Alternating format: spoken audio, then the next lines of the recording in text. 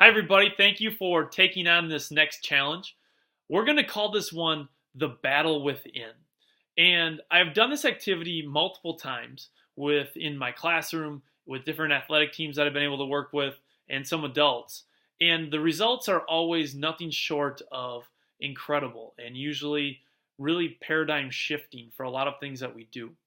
And all I'm going to ask you is that you give your best effort, but I wanted to give you just a few more details.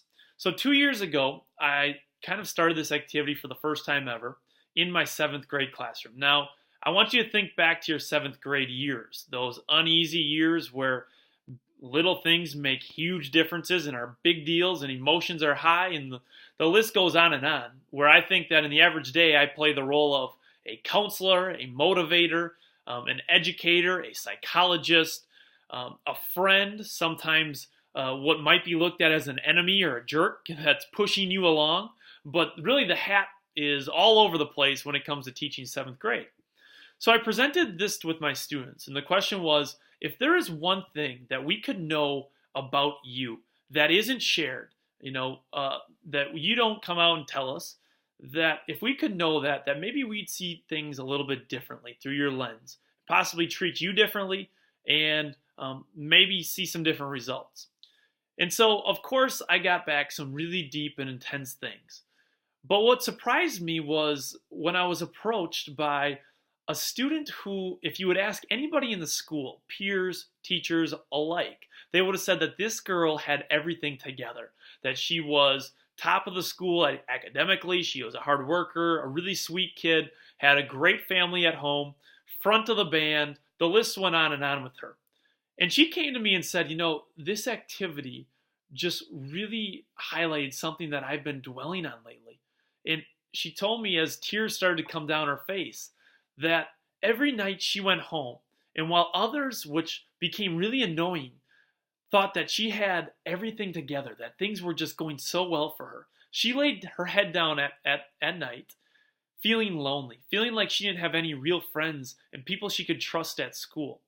And that this had been going on for about 3 months, and it actually caused her and led her into cutting. And she showed me the cuts on her arm. And I think myself, because again, I was taken aback when this girl shared this with me. My eyes were like this. My mouth was like, but what it highlighted was, again, that we come from all different backgrounds, socioeconomic differences, different abilities, different families, and we're trying to build a team. But there is a few things that are similar among us, and I would argue among all humans, and that is that there is a battle within, that there is a struggle. And for this young lady, it was finding reliable people that she could believe in, that she could share things beyond the surface. And one thing that she shared with me goes on way further and has stuck with me to this day. And that is, she said, I'm just sick of people that live under a mask.